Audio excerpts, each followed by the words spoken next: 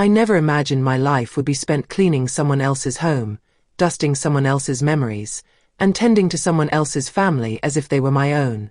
But life doesn't always hand you choices. Sometimes, it hands you circumstances, and you learn how to breathe inside them. I was 25 when I walked into the Beaumont estate for the very first time. I remember the way the gravel crunched under my cheap shoes, the way I felt too small for the huge iron gate, the way the air smelled of fresh roses and privilege. I was nervous, terrified, really. But I needed the job. My husband had just left me, and I had a newborn daughter at home who depended on me. I didn't have the luxury of pride. I had bills. I had a hungry baby. I had to keep going. That's how I became the housemaid for Mrs. Eleanor Beaumont, one of the wealthiest women in the county.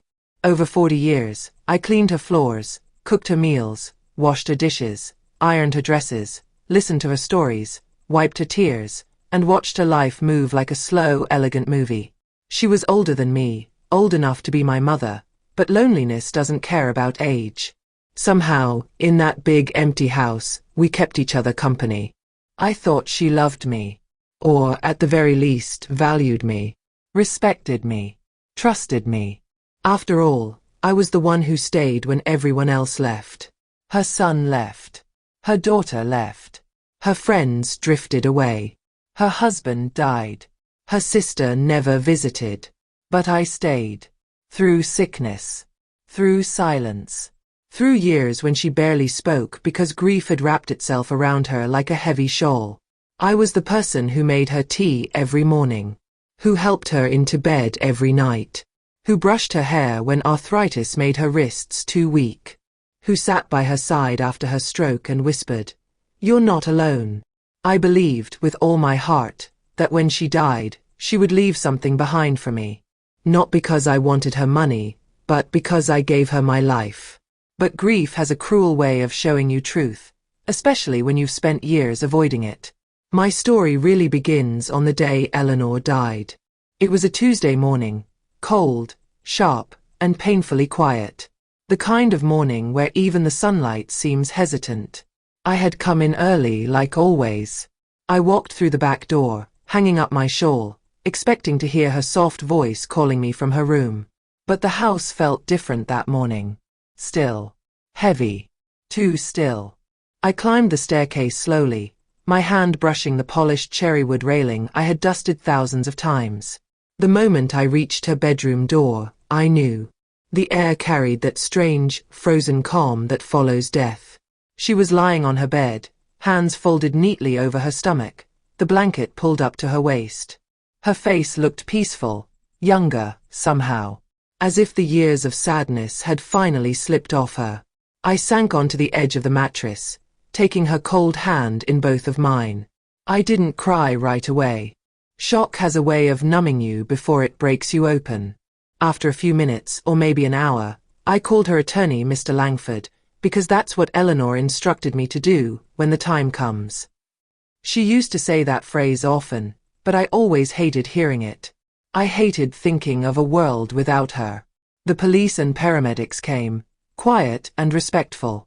They offered condolences, though none of them knew her like I did. None of them understood the depth of that woman's loneliness, her regrets, her heartbreak. None of them knew that beneath her rigid elegance was a soft, wounded heart. When they carried her body out, something inside me cracked. That house, the one I had walked into 40 years earlier scared and broken, suddenly felt like a tomb made of memories. I stood there in the living room, surrounded by furniture older than my adulthood, and I whispered a soft goodbye. I assumed the next step would be the reading of her will. And for the first time in my life, I allowed myself to imagine, just a little, that she had thought of me. That maybe, after all these decades, she had left me something meaningful. Not millions. Not the mansion. But maybe, a keepsake. A letter. A small piece of acknowledgement. But life doesn't hand you what you deserve. It hands you what it chooses. And what it chose for me that day, I will never forget. A week later, I sat in a large room in the attorney's office. The walls were lined with books, floor to ceiling. Everything smelled like old paper and lemon polish. I sat on a sofa that cost more than my car, hands clasped tightly in my lap. Across from me sat Mr. Langford, tall and balding, with glasses perched on the edge of his nose. He looked at me kindly, like he understood what I had lost. But beside him sat someone else. Someone I had not expected. A young woman, no older than my daughter, dressed in crisp designer clothes, legs crossed, phone in hand, bored expression on her face. I had never seen her before. She didn't look like family. She didn't look like someone who belonged to Eleanor's world. Instead, she looked like she belonged to the world Eleanor despised, the world of loud money, fast fashion, and shallow smiles. Her presence made no sense. Until it did. Mr. Langford cleared his throat. "Thank you for coming," he said gently, looking at me first. "I know this has been difficult." I nodded, staring at my hands, afraid to hope. He opened a folder. Mrs. Beaumont made several changes to her will over the years. Most recently, a revision was filed 15 months ago. 15 months ago. Around the time her arthritis had worsened. Around the time she told me, "I don't want to be a burden." But that revision, I wasn't prepared for. He began reading. My heart pounded so loudly I could barely hear the first few lines, but then the words sliced through the air. "To my loyal housemaid, Mary, I leave my gratitude and affection." My breath hitched. Those were the only words addressed to me. No heirlooms. No savings. No house. Not even a small token. Just gratitude. Affection. 40 years of my life. Reduced to a sentence a child could write in a thank you card. I blinked hard, willing myself not to break down. My throat tightened painfully. I stared at the table waiting, hoping that maybe I had misheard. But then Mr. Langford continued. "To my chosen heir, Miss Alexandra Hayes, I leave the Beaumont estate in its entirety, including the house, the land, all financial assets, and all personal belongings." Miss Alexandra Hayes. The young woman sitting across from me tapped her perfectly manicured nails against her phone screen, barely interested. I looked at her, confused, stunned, trying to understand. Chosen heir? Who was she? Why her? My voice trembled when I finally found it. "Excuse me, but who is she?" Alexandra smirked, finally glancing up at me. "Oh. You must be the maid." The word stung sharper than I expected. The maid. Not Mary. Not the woman who held Eleanor's hand through every illness. Not the person who cooked her meals, cleaned her home, helped her walk, and listened to her stories for decades. Just the maid. Mr. Langford cleared his throat again, awkwardly. "Miss Hayes met Mrs. Beaumont about 2 years ago. They formed a close relationship." "A relationship?" I whispered. "What kind?" He hesitated, then said, "Miss Hayes provided companionship." The word echoed in my head. Companionship. Not love. Not care. Not loyalty. Companionship, the kind you pay for, or the kind you find when loneliness makes you desperate. The kind that slips into a vulnerable person's life and takes up space they didn't earn. Suddenly, so many things clicked. The new perfume Eleanor wore 1 year. The mysterious phone calls she took privately. The weekend she claimed she was visiting her sister, but her sister told me she never came. The small, glamorous gift bags I found in her room sometimes. Somehow, while I was cooking and folding laundry and caring for the home, someone else had slipped in and cared for something Eleanor needed more deeply, her loneliness. I wasn't angry Eleanor found companionship. I was angry she replaced me with someone who treated me like furniture. It felt like betrayal. Not the angry kind, the hollow, aching kind. I swallowed hard. She left her everything. Mr. Langford nodded, sympathetic. Everything. My heart sank. My hands trembled. But what hurt the most wasn't the money. It wasn't the house. It wasn't the land. It was the discovery that in the end, I mattered less than a stranger who walked into her life for 2 years. while I spent 40 of mine giving her everything. I felt the room spinning slightly, my breath shallow. The silence felt suffocating. Alexandra leaned back, looking amused.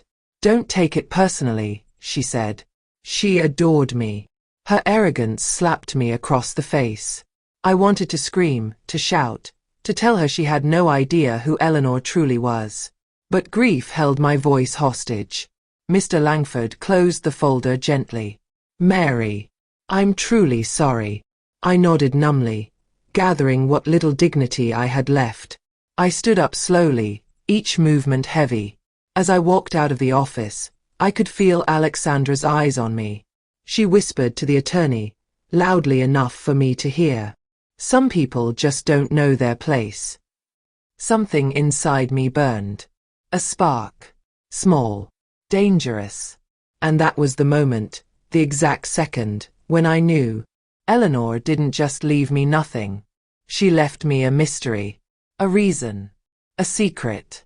A truth buried beneath those polished floors I had cleaned for 40 years. And I was going to find it. No matter what it revealed. I walked out of that attorney's office feeling like I had been emptied out. Like someone reached into my chest and scooped out the life I had built for 40 years. The hallway outside looked longer than I remembered, the floor colder beneath my feet. I held onto the rail as I moved, not because I was old or weak, but because betrayal has a way of stealing your balance. Outside, the wind hit my face sharp enough to make my eyes water. Or maybe that was just me, finally letting the truth settle in. The Beaumont estate wasn't mine. It never had been. I had only been borrowing a place in a world that tolerated me but never intended to keep me. I got into my car, a 15-year-old sedan with peeling paint, and rested my head against the steering wheel. My hands shook. My breath trembled. 40 years. 40 years of loyalty. 40 years of believing I mattered. All for a paycheck and a sentence typed on a piece of paper. To my loyal housemaid Mary, I leave my gratitude and affection. Those words felt like a slap to the soul. But beneath the hurt, beneath the humiliation, something else stirred. Confusion. The timeline didn't add up. The woman, Alexandra, had known Eleanor for only 2 years. 2 years out of the 40 I gave. And somehow, she earned the entire estate. Why? What had she done? What had she promised? I started the car and drove without thinking, the road blurring beneath my tears. I didn't know where I was going.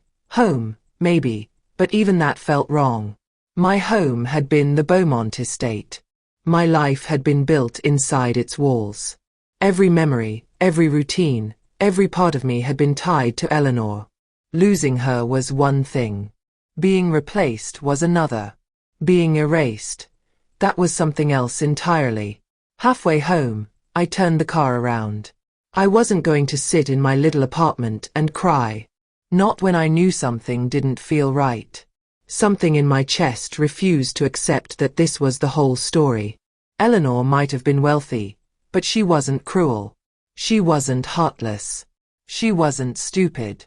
She would never leave everything to a girl she barely knew, unless someone convinced her to. Or unless someone controlled her. The thought hit me hard, settling deep like a stone in my stomach. I drove back toward the estate. As I pulled up, I saw something that made my heart jolt. A moving truck. A cluster of people carrying boxes out of the mansion. And standing on the front steps, giving orders like she'd lived there all her life, was Alexandra. She wore large sunglasses even though it was cloudy. She held a latte in one hand and waved the other dismissively at the movers. Her heels clacked on the marble steps, heels that didn't belong anywhere near Eleanor's home. I parked across the street and sat there for a moment, watching her walk around like a queen in a kingdom she hadn't earned. My hands clenched the steering wheel. Finally, I gathered myself and stepped out of the car. Alexandra spotted me immediately and smirked. "Oh look. The maid is back." My jaw tightened. "You haven't even buried her 2 weeks, and you're already moving her things?" She shrugged casually. "Estate business moves fast." "That's not estate business," I snapped softly. That's disrespect. She sipped her drink, unimpressed. Don't lecture me. Your job is over, sweetheart. Sweetheart. She said it like poison. I took a steady breath. Why did she leave everything to you? She smiled, a slow, arrogant smile. Because she wanted to. No, I said firmly. Eleanor wasn't impulsive. She wasn't careless. Then maybe she didn't like you as much as you thought. Her words cut deeper than they should have, but not because they were true, because they were meant to hurt. Because she wanted me to feel small. She wanted me to leave. And maybe that's why I stayed. I stepped closer. What was your relationship with her? What did you give her that made her rewrite her will? Her smile widened. Wouldn't you like to know? She had something to hide. I saw it in the way her eyes darted. The way she stepped back. The way her voice tightened just a little when she spoke. You scammed her, I whispered. Her smile vanished. You think you can come here, she said coldly, and accuse me of something? You're nobody. You're a maid. I was her family, I said, voice steady. You were a visitor. Alexandra let out a quiet laugh.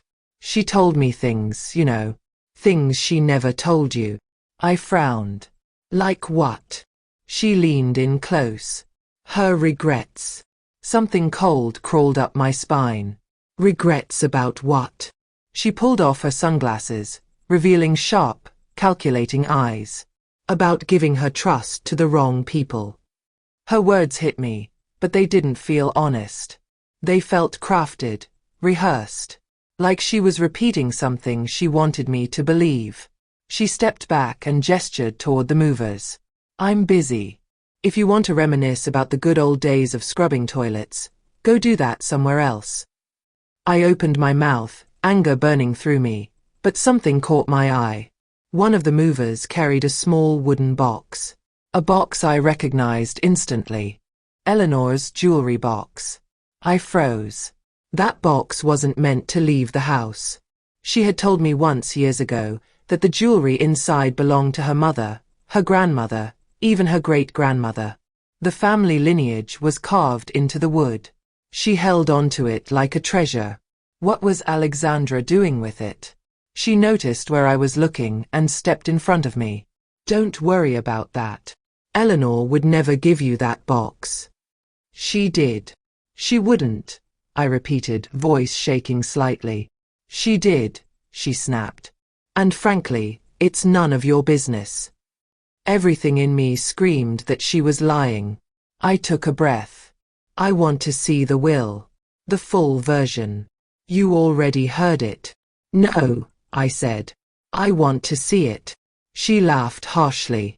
You're not entitled to anything. I gave her 40 years. And she gave me everything. End of story. She turned away, dismissing me like I was a piece of furniture. But as she walked inside the estate, I noticed something I wasn't supposed to see. The back of her shoulder, where her blouse opened slightly. A deep bruise. Dark. Fresh. The shape of fingers. She had been grabbed. Hard. My heartbeat stumbled.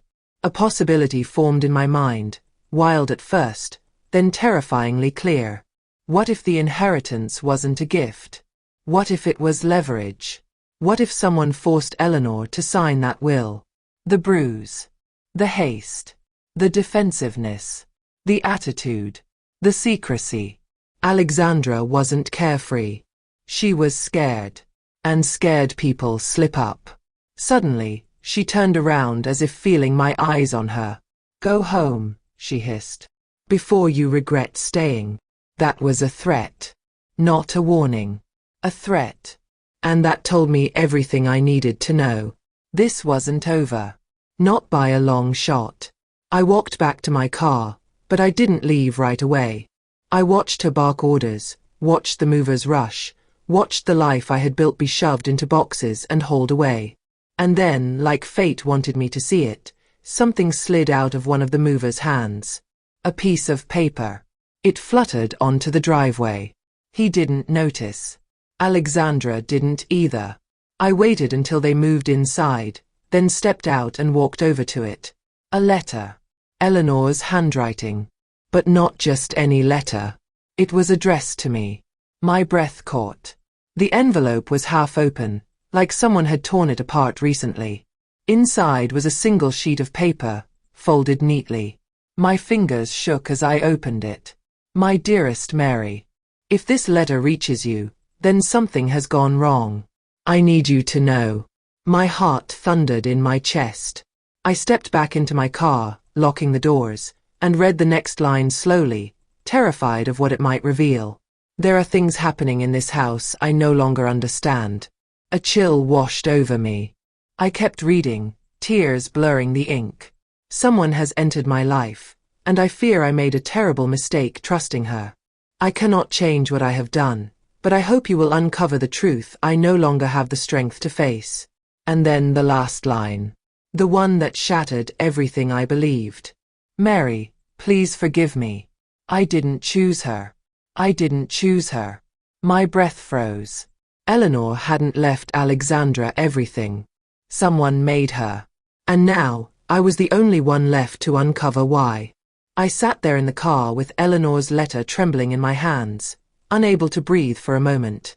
My chest tightened, and the whole world seemed to tilt slightly, as if reality itself had shifted under me.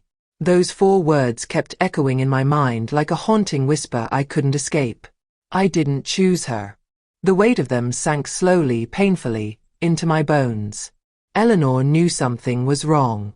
She knew she was being pressured, manipulated, maybe even threatened. She was asking me to forgive her, but she was also asking me to understand. And maybe, more than anything, she was asking me to keep going. I read the letter again, slower this time, absorbing every loop of her handwriting. There was more. Her tone hinted at fear, at confusion, at a sense of helplessness I never imagined she could feel. Eleanor Beaumont was always composed, always controlled, always dignified. To see her handwriting tremble like that, it broke something inside me. Someone has entered my life, and I fear I made a terrible mistake trusting her. I looked at the estate again. The movers, the boxes, the forced efficiency. Alexandra acting like she belonged, like she was confident. But she wasn't. She was scared. And people who are scared hold on to control with claws. I started the car, but I didn't drive away. I drove 3 houses down the street, parked in the shade of a large oak tree, and turned off the engine. I needed time. I needed quiet. I needed to think. And more than anything, I needed to figure out what the letter meant. Had Eleanor been coerced into signing the will? Threatened? Blackmailed? Drugged? Manipulated emotionally? All possibilities flashed through my mind like scenes from a movie I didn't want to watch. For 40 years, I'd been in that house nearly every day. I knew Eleanor's mood shifts, her patterns, her fears, her needs. If she had been struggling mentally, I would have known. If she had been pressured, I should have seen it. But I didn't. And the guilt of that sat heavy on my chest. After sitting there for nearly 15 minutes, I decided I couldn't keep this to myself. Someone else needed to know. Someone who knew Eleanor's legal life better than I ever could. I drove straight to Mr. Langford's office. He looked startled when I walked in without an appointment, holding the letter close to my chest like it was the last thing I had of her. "Mary," he said gently, "what's wrong?" I placed the letter on his desk. "You need to read this." He unfolded it, eyes scanning the page carefully. As he read, his brow lowered, then lifted, then tightened with concern. By the time he finished, he looked different, older, troubled. "This wasn't part of her estate documents," he murmured. "I've never seen this letter before." "She wrote it," I whispered. "It's her handwriting." He nodded slowly. "It is." "Then what happened?" I asked. "Why would she say she didn't choose Alexandra if the will says otherwise?" He took a deep breath, leaned back in his chair. "Mary, wills can be manipulated. especially when someone is vulnerable. My stomach dropped. Vulnerable how? He paused, choosing his words with care. Age, illness, medication, loneliness. You know as well as I do that Eleanor struggled after her stroke. I closed my eyes. I did know. The stroke had left her shaky, tired, dependent, and lonely, worse than before. She hated feeling weak. She hated relying on others. It made her vulnerable in ways she never admitted. Mary, he continued softly, are you suggesting she was coerced? I don't know, I whispered. But I found this letter in the driveway. Someone tore it open. Someone didn't want me to see it. He tapped his fingers on the desk. If coercion occurred, it's difficult to prove posthumously. But not impossible, I said, standing straighter. He studied me for a long moment, like he wasn't sure if I truly understood what I was getting into. This could get very messy, he warned. And very dangerous. Dangerous. I echoed. He hesitated. Mary, that young woman, Alexandra, she came into Eleanor's life very suddenly. I remember being surprised at how quickly they became close. Close. I repeated. Or convenient. He didn't answer. I thought of the bruise on her shoulder, the moving truck rushing to clear out the house, the way she reacted when I questioned her, the way she threatened me before she even realized she had. There was something wrong, and I knew it. Deep in my bones, I knew it. Mary, he said gently, if you want me to review the will again, I can. If you want me to look through the revision files, I can. But you need to understand, if Alexandra is involved in something, she may not be working alone. A chill ran through me. Do you think someone else is behind this? I think, he said carefully, that people rarely make big moves alone. Someone benefits from this inheritance. And it may not just be her. That thought scared me more than anything. I left the attorney's office with the letter held tightly against my heart. The sky had grown darker, grey clouds gathering above like a warning. A storm was coming, outside and inside my life. I went home, ignoring the blinking messages on my phone. My daughter had called 3 times. My granddaughter twice. I knew they were worried. I knew they wanted to check on me. But I needed space. I needed clarity. I wasn't ready to explain any of this. Not until I understood it myself. Inside my apartment, I made myself a cup of tea. My hands were still trembling as I set the kettle down. The letter sat on the kitchen table like a fragile secret about to break open again. I read it a 3rd time. Mary, please forgive me. Forgive her for what? Trusting the wrong person? Letting someone else into her life? Being manipulated? Or something worse? I grabbed my coat and walked to the small storage closet by the hallway. Inside was a box filled with old belongings, a few photos, some keepsakes, and a couple of things Eleanor had given me over the years. A scarf, a ring box, a handwritten recipe for the lemon cookies she loved. I opened the ring box. It was empty. Not surprising. She hadn't worn jewelry in years. It all stayed in that wooden box I saw the movers carrying. Except, something nagged at me. I remembered something from years ago, when Eleanor had been stronger, before her memory started slipping. She once told me, if anything ever happens, follow the clues I left behind. I trust you more than anyone. I'd laughed, thinking she was being dramatic. But now, I picked up the recipe card.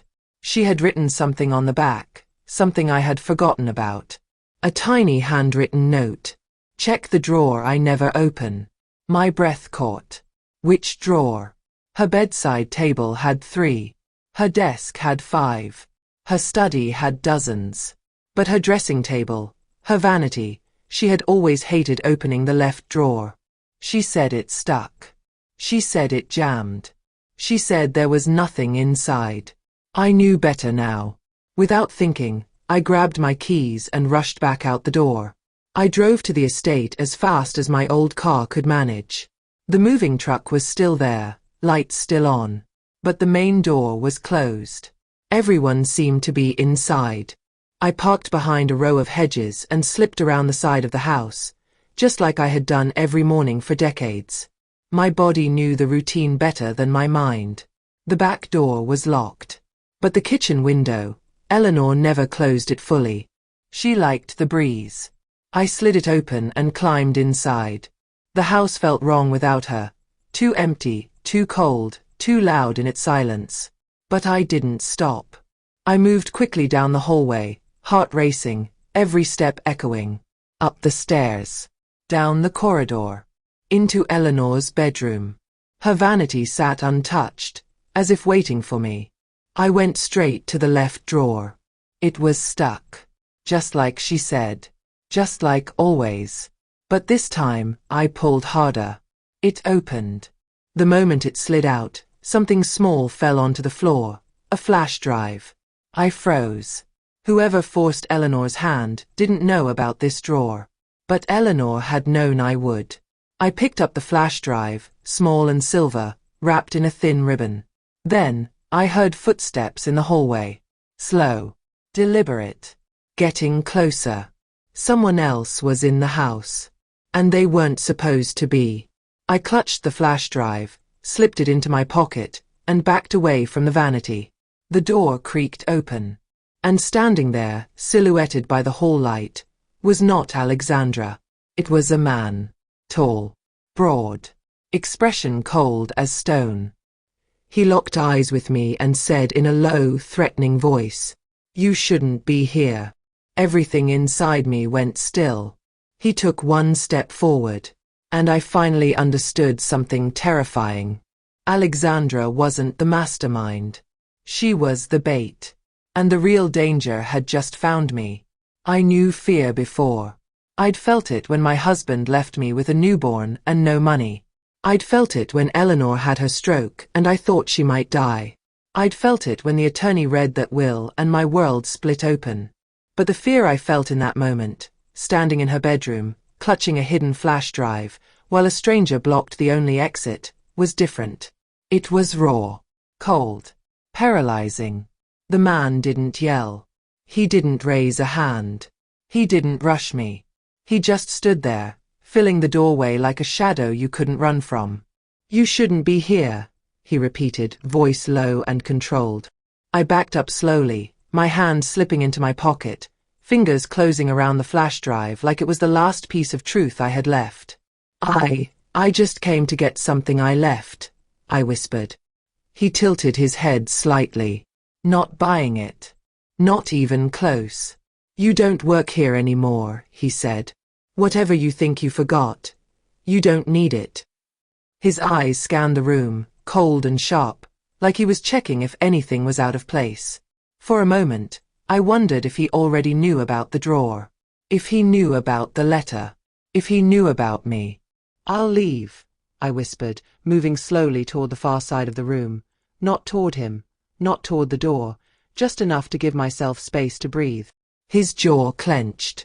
"Good. Do that." He stepped into the room. Just one step, but it was enough to make my heart thud painfully. His shoes were expensive, heavy leather that didn't belong to a mover. His watch glinted faintly under the bedroom light. His posture was military straight. Everything about him radiated control and danger. He wasn't Alexandra's boyfriend. He wasn't her friend. He wasn't family. He was something else.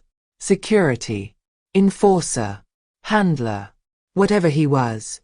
He didn't look like a man who made polite visits. I forced myself to stay calm. I didn't mean to cause trouble. "I'll go now." He studied me, really studied me, for a long, tense moment. I felt like he was memorizing my face, my posture, the way I tried hard not to shake. Then, finally, he nodded toward the door. "Move." I walked past him slowly. His eyes followed me the whole time, unblinking. When I reached the doorway, he didn't step aside. He made me squeeze past him, like he wanted me to know he controlled every inch of that space. There was something wrong. And I knew it. Deep in my bones, I knew it. Mary, he said gently, if you want me to review the will again, I can. If you want me to look through the revision files, I can. But you need to understand, if Alexandra is involved in something, she may not be working alone. A chill ran through me. Do you think someone else is behind this? I think, he said carefully, that people rarely make big moves alone. Someone benefits from this inheritance. And it may not just be her. That thought scared me more than anything. I left the attorney's office with the letter held tightly against my heart. The sky had grown darker, grey clouds gathering above like a warning. A storm was coming, outside and inside my life. I went home, ignoring the blinking messages on my phone. My daughter had called 3 times. My granddaughter twice. I knew they were worried. I knew they wanted to check on me. But I needed space. I needed clarity. I wasn't ready to explain any of this, not until I understood it myself. Inside my apartment, I made myself a cup of tea. My hands were still trembling as I set the kettle down. The letter sat on the kitchen table like a fragile secret about to break open again. I read it a 3rd time. Mary, please forgive me. Forgive her for what? Trusting the wrong person? Letting someone else into her life? Being manipulated? Or something worse? I grabbed my coat and walked to the small storage closet by the hallway. Inside was a box filled with old belongings, a few photos, some keepsakes, and a couple of things Eleanor had given me over the years. A scarf. A ring box. A handwritten recipe for the lemon cookies she loved. I opened the ring box. It was empty.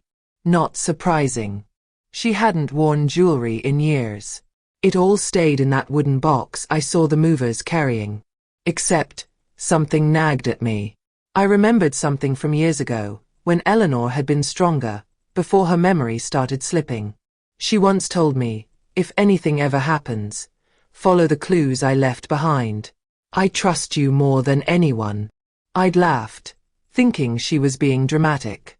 But now, I picked up the recipe card. She had written something on the back, something I had forgotten about. A tiny handwritten note. Check the drawer I never open. My breath caught. Which drawer? Her bedside table had 3. Her desk had 5. Her study had dozens. But her dressing table, her vanity, she had always hated opening the left drawer. She said it stuck. She said it jammed. She said there was nothing inside. I knew better now. Without thinking, I grabbed my keys and rushed back out the door. I drove to the estate as fast as my old car could manage. The moving truck was still there, lights still on. But the main door was closed. Everyone seemed to be inside. I parked behind a row of hedges and slipped around the side of the house, just like I had done every morning for decades. My body knew the routine better than my mind. The back door was locked. But the kitchen window, Eleanor never closed it fully. She liked the breeze. I slid it open and climbed inside. The house felt wrong without her. Too empty, too cold, too loud in its silence. But I didn't stop. I moved quickly down the hallway, heart racing, every step echoing. Up the stairs. Down the corridor. Into Eleanor's bedroom. Her vanity sat untouched, as if waiting for me. I went straight to the left drawer. It was stuck. Just like she said. Just like always. But this time, I pulled harder. It opened. The moment it slid out, something small fell onto the floor. A flash drive. I froze. Whoever forced Eleanor's hand didn't know about this drawer. But Eleanor had known I would. I picked up the flash drive, small and silver, wrapped in a thin ribbon. Then, I heard footsteps in the hallway. Slow. Deliberate. Getting closer. Someone else was in the house. And they weren't supposed to be. I clutched the flash drive, slipped it into my pocket, and backed away from the vanity. The door creaked open. And standing there, silhouetted by the hall light, was not Alexandra. It was a man. Tall. broad. Expression cold as stone.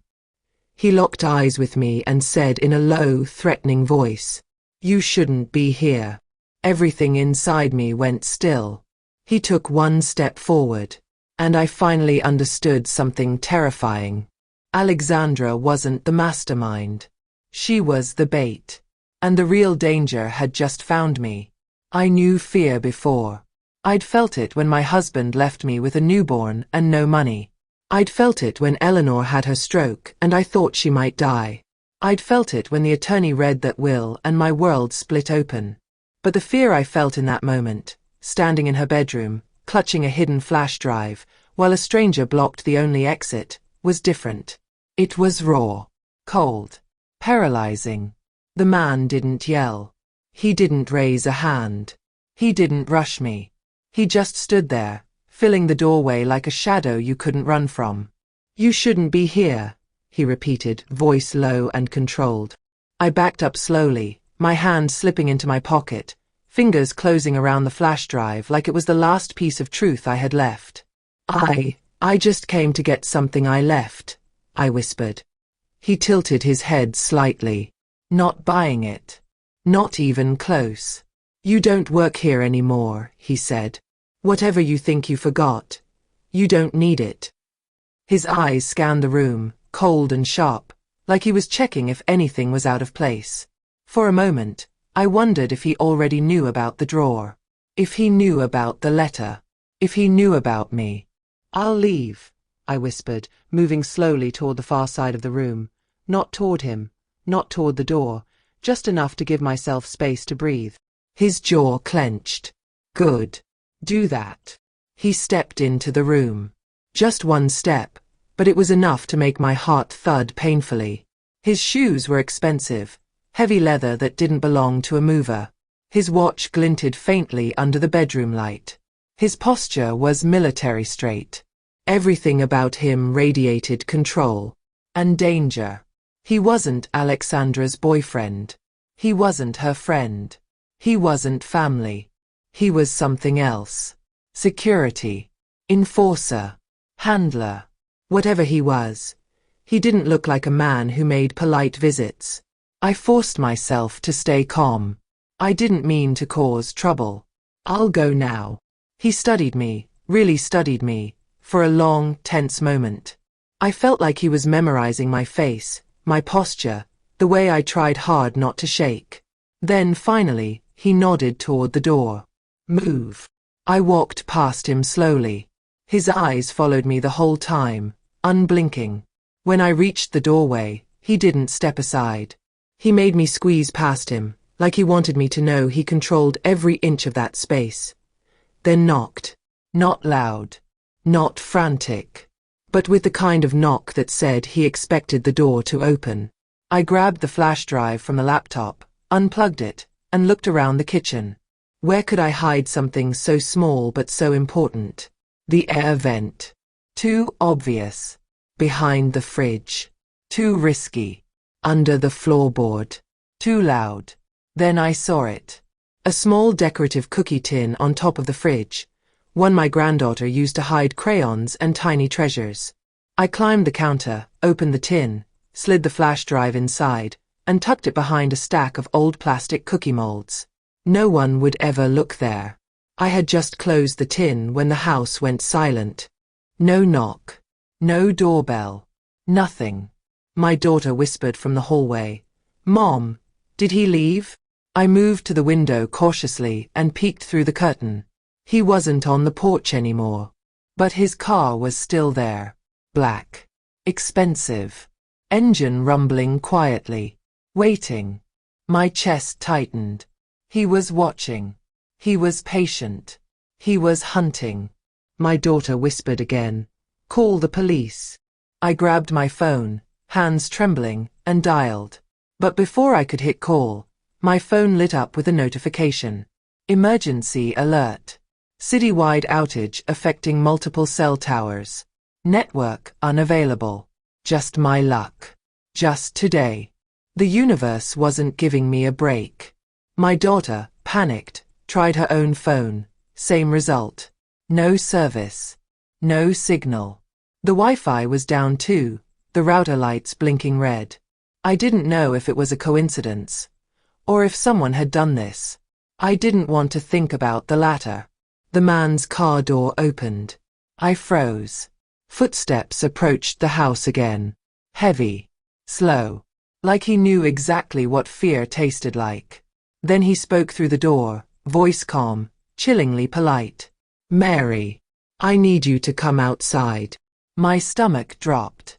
He knew my name. Of course he knew my name. He had been watching Eleanor. Watching her house. Watching me. "I don't want to cause trouble," he said. "Come outside. Let's talk." Talk. There was nothing he wanted to talk about. He wanted the drive.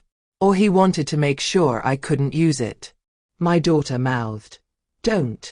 I shook my head. I wasn't opening that door. Silence. Then, a soft tapping on the side window. My heart leapt into my throat. I turned. Alexandra was outside. Her face pressed to the glass. Her eyes wide. Terrified. She mouthed one word. "Help." My daughter gasped. I rushed to the window and unlocked it, the one in the dining room that slid open sideways. Alexandra climbed in shaking, her hair wild, her clothes wrinkled like she'd run through a storm. She pressed her back to the wall, breathing hard. "He's not with me," she whispered. I stared at her. "What are you doing here?" She shook her head violently. I didn't know what he was going to do. I didn't know he'd follow you here." My daughter glared at her. "Who is he?" Alexandra's voice cracked. "His name is Marcus. He works for someone. I don't know who. I swear I don't know. But you brought him into Eleanor's life," I snapped. She flinched. "I didn't bring him in. He brought me." "What?" She covered her face with both trembling hands. "I owe money. A lot. I met him through someone I shouldn't have trusted. He told me I could fix everything if I befriended a wealthy woman. Someone lonely. Someone vulnerable." My stomach twisted. "And you let him near her," I said, shaking with fury. Alexandra wiped her tears. "At first I thought it was just to get close. I didn't know he had other plans. I didn't know he'd force her to sign things. I didn't know he'd hurt her." "Hurt her?" my daughter whispered. Alexandra nodded, sobbing. "He grabbed her. He threatened her. He took her medications and switched them. I wanted to stop it, but he said if I didn't cooperate, he'd do worse to her. And to me." My hands clenched. "What happened to Eleanor?" I asked, voice barely steady. Alexandra squeezed her eyes shut. She started getting confused. Forgetful.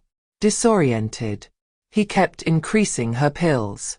I tried to tell her to stop taking them, but she trusted him. She thought he was helping. The room spun.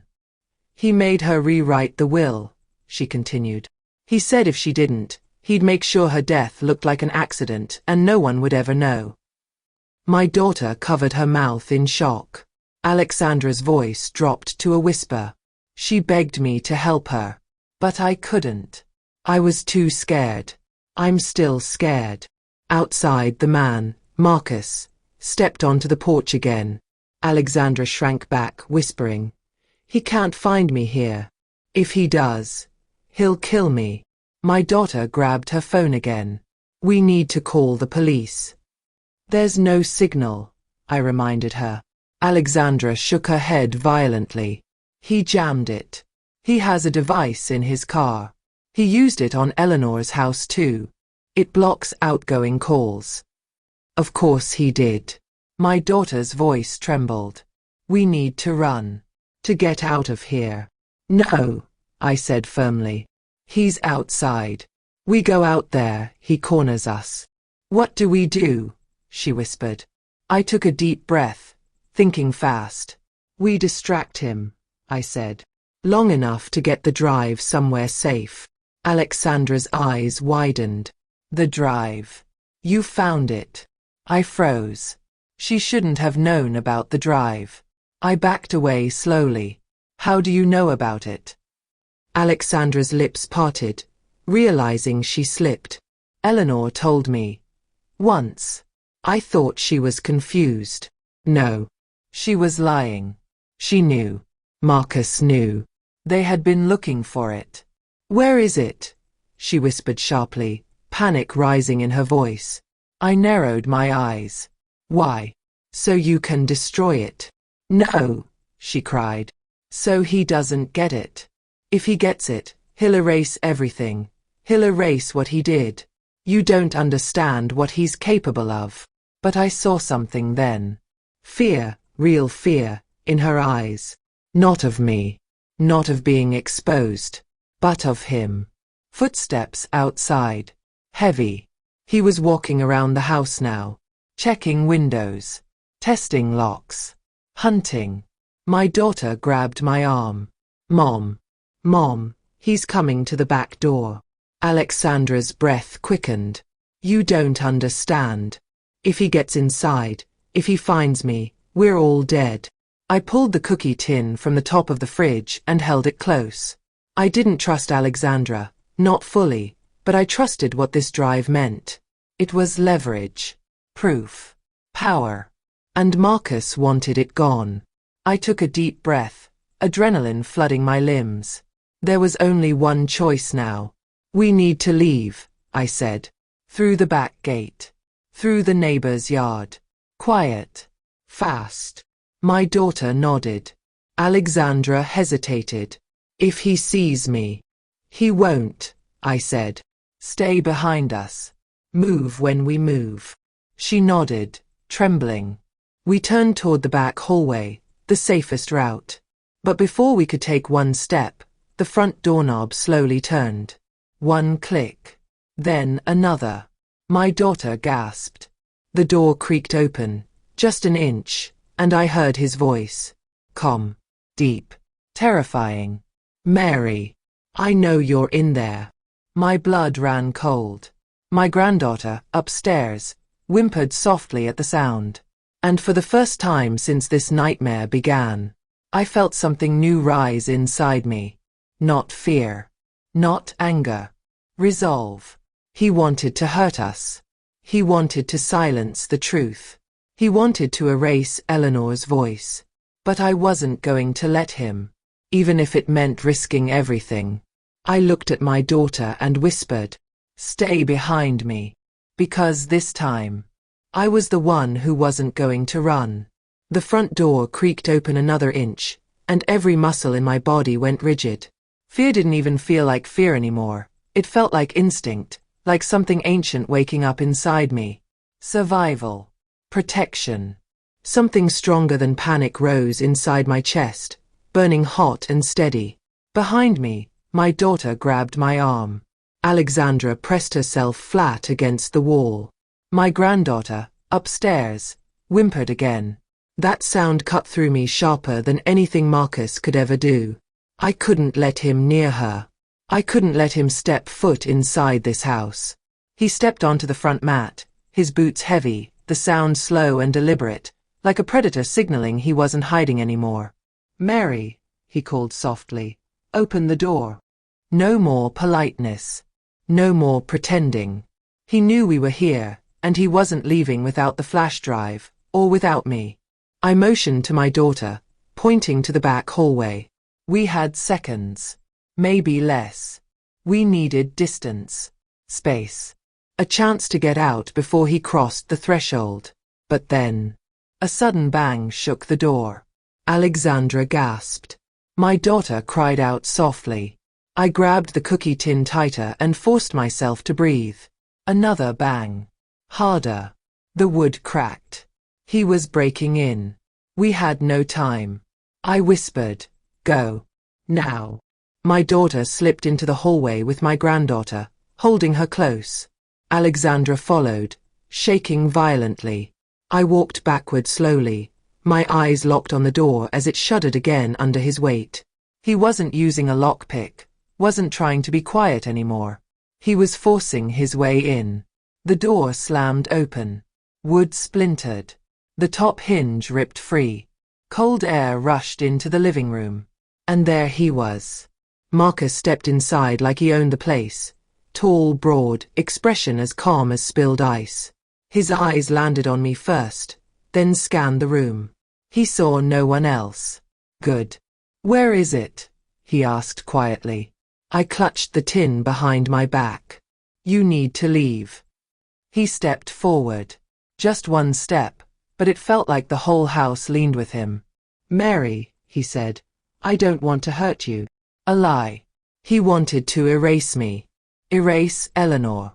Erase everything she left behind. I straightened my spine. You already hurt her. For the first time, something flickered in his eyes. Annoyance, maybe even a sliver of fear that I knew more than he expected. He exhaled slowly. Give me the drive. I don't have it. Don't insult my intelligence. He walked closer. I backed into the hallway entrance, blocking the path with my body. My heart hammered so hard my ribs ached. But I stayed where I was.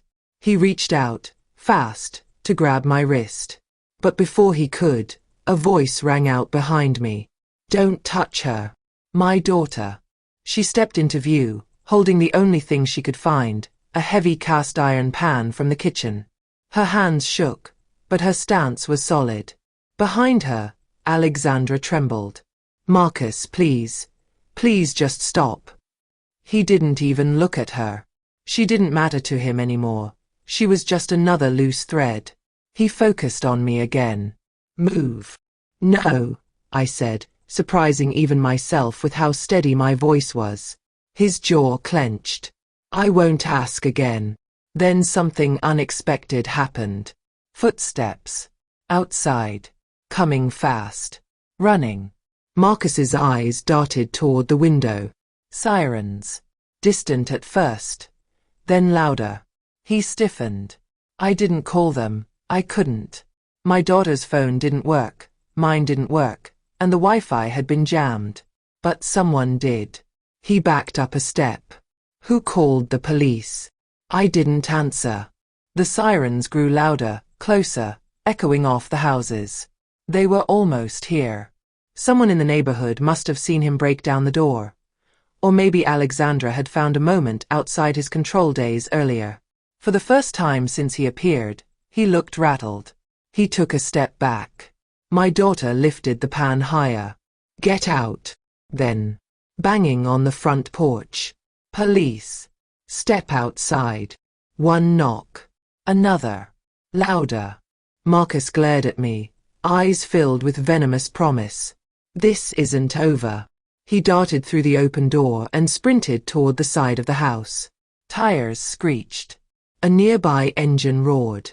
By the time officers stormed into the living room, guns drawn, he was gone. Gone, but shaken. Gone, but exposed. Gone, but now hunted. 2 officers rushed to us, checking for injuries. My daughter held my granddaughter tightly. Alexandra collapsed into a chair, sobbing uncontrollably. The house swarmed with police within minutes. Squad cars, detectives, even paramedics standing by.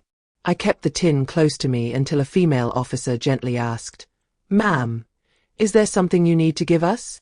My hands shook as I opened the tin and held out the flash drive. "This," I whispered, "is everything."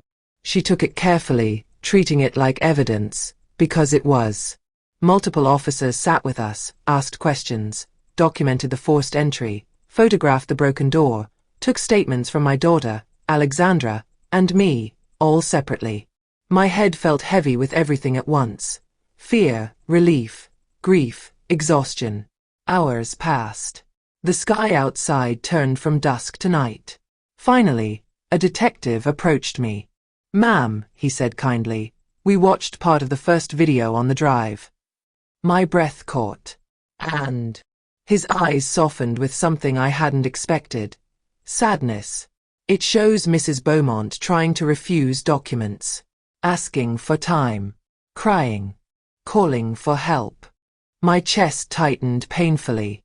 She wasn't confused. She wasn't sick. She was scared. Someone was forcing her. Tears slid down my cheeks before I even realized I was crying. He continued quietly. Based on what we've seen, and what you've told us, we believe a crime was committed. Possibly several. A weight lifted from my shoulders, not fully, but enough that I could breathe again. We'll find him, the detective promised. And anyone who helped him. I nodded, unable to speak. Alexandra, sitting nearby with her arms wrapped around herself, whispered, "I'll testify. I'll tell them everything." I looked at her, really looked at her. She wasn't innocent. She had let this happen. She had been part of the manipulation. But she was also a victim. Maybe the first one he'd ever broken. The detectives escorted her out for further questioning, leaving my daughter and me alone in the quiet aftermath. Later that night, when the house finally emptied and we were left in silence, my daughter took my hand. "Mom," she whispered, "you saved Eleanor." I shook my head. "No. I'm too late." "No," she insisted softly. "You're not. You protected what she left behind. You honored her when no one else did." I closed my eyes. The grief washed over me slow and deep. I wished more than anything that Eleanor were alive so I could tell her I understood. I forgave her. I loved her. She didn't deserve to leave this world afraid. Over the next weeks, everything changed. The videos went public as evidence. The will was frozen by court order. Investigations began. Marcus's face appeared on news reports. People came forward with stories of similar coercions. Alexandra agreed to testify in exchange for protection. And me. I finally lay Eleanor to rest, properly. Not in a fancy estate, not under marble and gold, but in a quiet ceremony with people who actually loved her. I placed her letter in her hands, because she deserved to be heard. The court eventually revoked the coerced will. Everything Eleanor owned went to charity, exactly what she had always wanted. Not to a mansion, not to a stranger, not to someone who stole her voice, but to people who needed it. And one evening, months later, standing at her grave, I felt something I hadn't felt since before this nightmare began. "Peace," I whispered. "I found the truth, Eleanor. I did what you asked." Wind brushed through the trees softly, almost like a gentle hand resting on my shoulder. I smiled. I worked 40 years as a maid. But in the end, I was the only one who protected the woman who trusted me the most. And finally, she could rest in peace.